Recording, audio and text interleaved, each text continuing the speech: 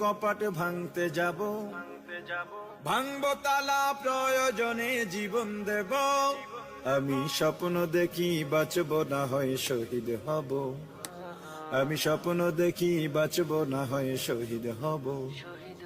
আমি স্বপ্ন দেখি আমি জনতার স্বপ্ন হব, আমি স্বপ্ন দেখি আমি জনতার স্বপ্ন হব। আমি স্বপ্ন দেখি আমি জনতার স্বপ্ন হব। অত্যাচারীর লৌহ কপাট ভাঙতে যাব।